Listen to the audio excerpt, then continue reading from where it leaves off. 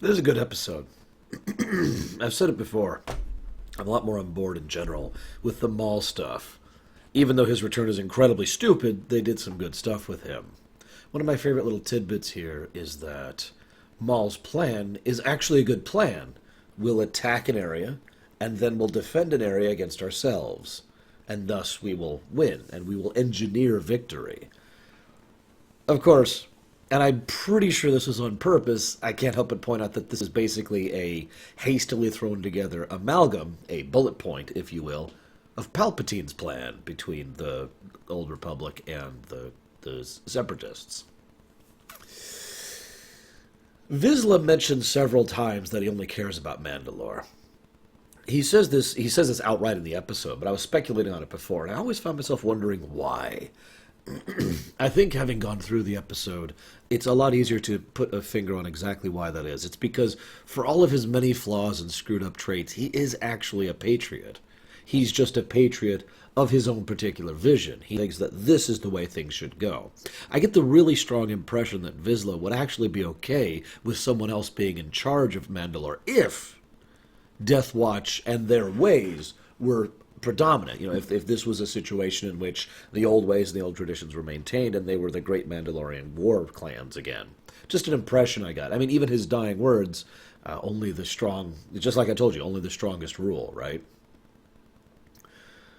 I just mentioned this because Maul mentioned several times that this is the beginning of a galaxy-spanning criminal empire that he wants to found with the aid of the neutral systems under the purview of the Mandalorian Neutral League Alliance, which brings me to my next point.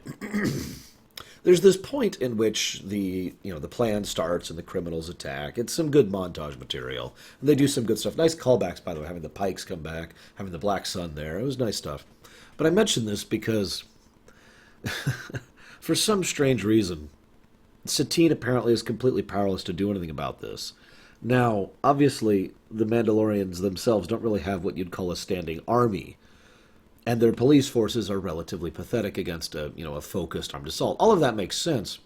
What bothers me is how she doesn't have anything else to call on. You'd think she could call on the other non-aligned worlds within her league, right? Or the Republic?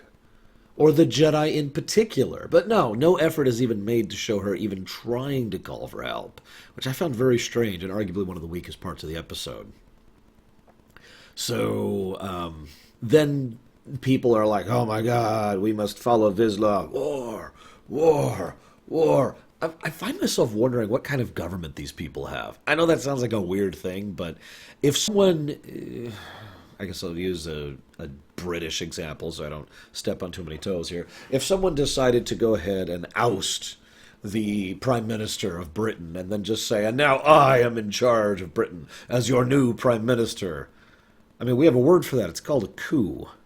And everyone's just kind of okay with that. No one challenges this. No one is even questioning this. And then, on top of that, there's this bit where he dies, of course, as a result of Maul's machinations, and then the other Prime Minister shows up and says, no, I'm in charge now. It's just...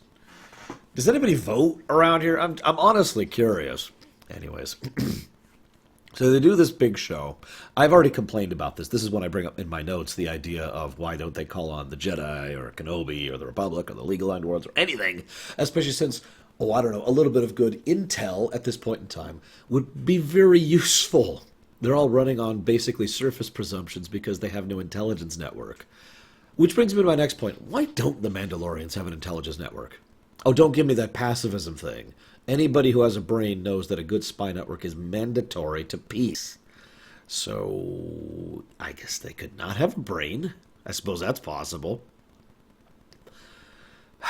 So, they bring in the old Prime Minister. I like him being there, by the way. I like that he's still there in prison and that he gets to be pulled back into the story. It's a nice little touch. I also like how effortlessly Maul and Savage escape. I'm going to speak about this a little bit later, but I do kind of want to point out that there are several examples in several of these episodes, ever since Maul came back, basically showcasing how much of a powerhouse Maul and Savage really are, especially when they team up. They've only actually lost one battle total so far, and, well, that was under pretty severe circumstances, and against Obi-Wan. So then there's the fight between. Well, actually, hang on. So they escape and they manage to convince the old prime minister to work with them. Again, nice continuity. And they insist that they have to go. I will go and I will fight Vizsla, and he will blah blah blah blah blah. There's this really great moment where he challenges Vizsla, and several of his soldiers, and if you're paying attention, it's mostly the soldiers who end up siding with Maul in the end, all kind of turn to Vizsla like, what are you going to do? How's he going to react to this? They don't say anything. It's a nice little touch. Very Klingon, actually. I've talked extensively about the difference between what I call real honor and fake honor over on my Star Trek stuff, especially my TNG stuff, as we're finally starting to dissect and discuss the Klingons and the way their society works. But I definitely feel the shades of that here. In other words, there's no actual reason for Vizsla to accept this challenge. He could have just been like, no, this is stupid.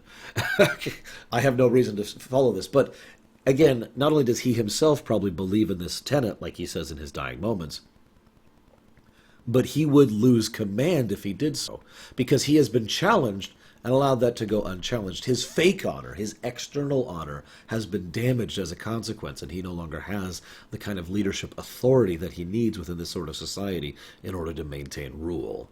So, of course, he does take up the fight, and he and Maul fight, and it's awesome. This is, to date, this is by far the best fight in the series so far.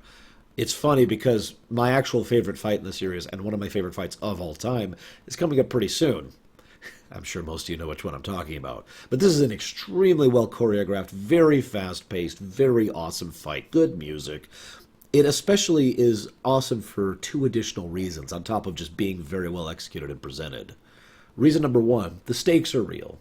Remember, when we were first watching this, Maul wasn't in the original trilogy, and neither were the Mandalorians, except for Boba. So, both of these characters can die. The stakes, in other words, were real.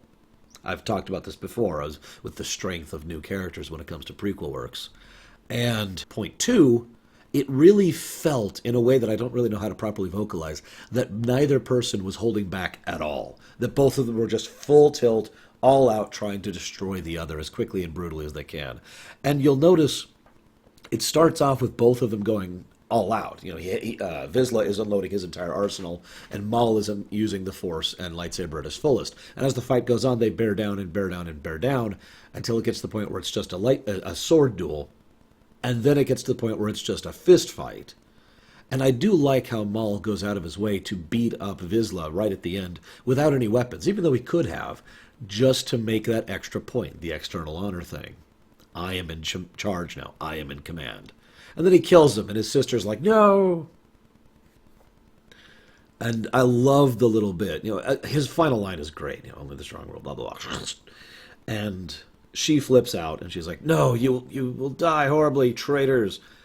And Maul, he just has to get in that one-liner. It's not like Maul's known for his intellect, but I love it because it's actually a really good one-liner. Unfortunately for you, history will not see it that way. Kill them! And then, you know, they have a really great exit scene and blah, blah, blah.